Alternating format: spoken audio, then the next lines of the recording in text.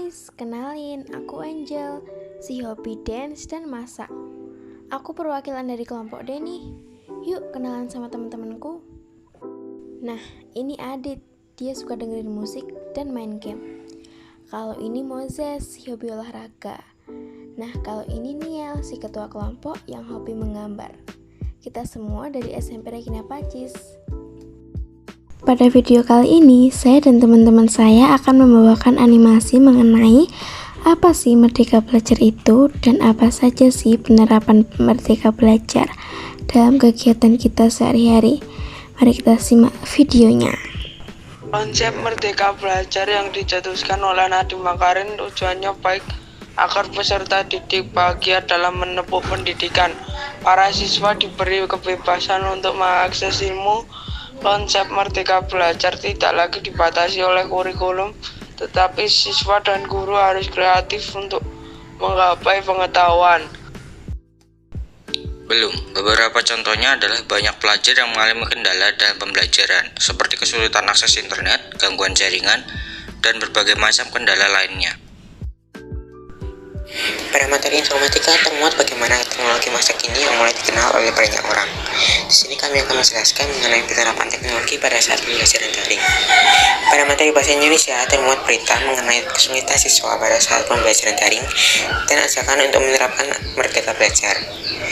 Pada materi PPKN termuat apa saja yang dilakukan oleh pemerintah untuk membantu para siswa dalam melaksanakan proses pembelajaran daring. Sedangkan untuk pembelajaran bahasa Jawa termuat pada saat menyampaikan materi informasi. Keempat mata pelajaran ini saling berhubungan.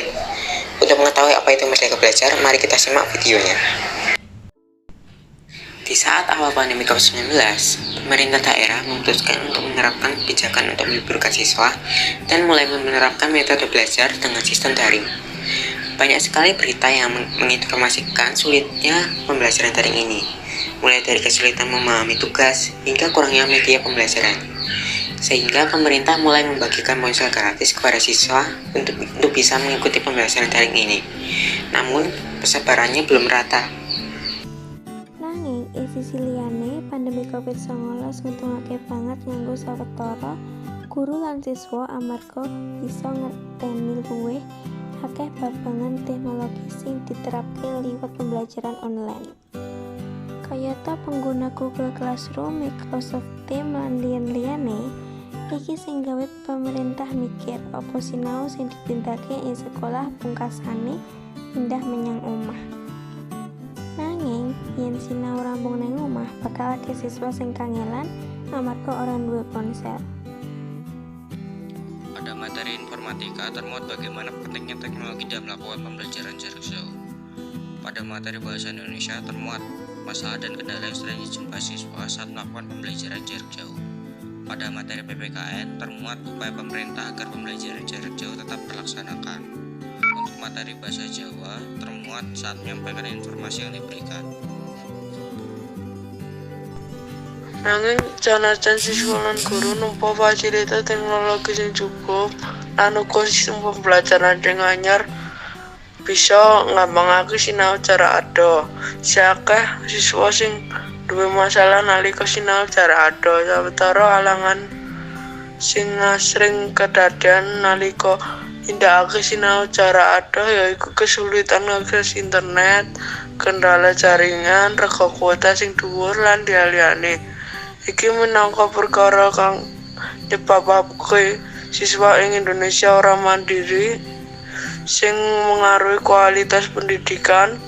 Amarga iku pemerintah nyoba nyediake kuota gratis kanggo sinau saben wulan supaya bisa sinau jarak ado. Merdeka Belajar merupakan salah satu hal yang ingin diwujudkan pemerintah untuk mendukung pembelajaran. Namun masih banyak alasan-alasan yang mengapa terwujudnya Merdeka Belajar itu sendiri, mulai dari kurangnya pemahaman mengenai arti dari Merdeka Belajar, bahkan siswa kesulitan pada saat melakukan kegiatan Merdeka Belajar itu sendiri. Contohnya di masa pandemi ini, banyak siswa yang kurang memahami proses pembelajaran melalui daring. Nah, kita sebagai generasi muda harus mampu mewujudkan arti Merdeka Belajar dengan cara mengikuti sistem pembelajaran yang baru diterapkan pemerintah, yaitu melalui daring. kita harus mulai beradaptasi dengan pembelajaran daring ini. Siapa tahu di masa yang akan datang akan menggunakan pembelajaran di rumah, bukan di sekolah lagi. Pemuda merupakan generasi penerus bangsa. Sedari dini, kalian yang masih berstatus pelajar pun dapat berkontribusi demi memajukan bangsa. Salah satunya melalui beberapa cara berikut ini. Pelajar dan generasi muda memiliki peran penting dalam menentukan masa depan. Semakin tinggi kualitas pelajarnya, semakin terjamin pula masa depan bangsa. Berkontribusi demi memajukan bangsa tidak harus melalui ikut andil dalam setiap aksi unjuk rasa. Dengan cara-cara sederhana berikut, kalian pun sudah berkontribusi dalam memastikan kemajuan bangsa. 1. Berinovasi dan mengikuti perkembangan zaman. Bagi pemuda, zaman adalah kawan. Perkaya wawasan kalian dengan aktif mengikuti perkembangan, baik yang berkait dengan teknologi, ilmu pengetahuan, hingga peristiwa yang tengah berlangsung di berbagai belahan dunia. Dengan aktif mengikuti perkembangan teknologi dan ilmu pengetahuan, kalian dapat berpartisipasi menciptakan ide-ide baru yang dapat diwujudkan dalam tindakan nyata demi kemajuan bangsa. Yang kedua, optimistis dan mau bekerja keras. Sikap mental yang positif membuat segala tantangan terasa lebih mudah diatasi. Bagi pemuda, optimisme juga merupakan modal utama untuk meraih mimpi. Nyatakan optimisme tersebut dengan kerja keras, namun jangan lupa pula untuk memperhitungkan risiko dan strategi untuk mengatasinya. Tidak ada yang tidak mungkin selama kita yakin mau bekerja keras. Kontribusi pelajar yang paling nyata dalam memajukan bangsa adalah melalui semangat meraih pendidikan. Berbagai konten edukasi menarik kini dapat diakses dengan mudah melalui internet.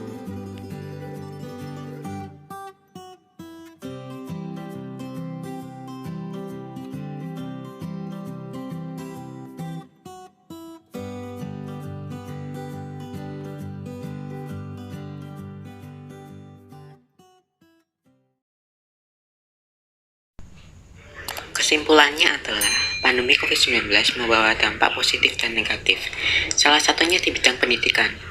Di masa pandemi seperti ini membuat kita lebih dekat dengan yang namanya merdeka belajar, karena adanya perkembangan kualitas pendidikan melalui teknologi yang semakin berkembang, sehingga nantinya kita bisa menetapkan pembelajaran di rumah pada masa yang akan datang.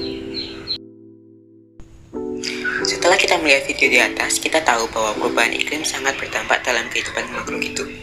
Jadi mulai sekarang kita harus mencegah perubahan iklim dengan hal sekecil apapun ya. Terima kasih sudah nonton video ini sampai akhir. Jangan lupa like, subscribe, dan share video ini ke teman-teman kalian ya. See you in the next video.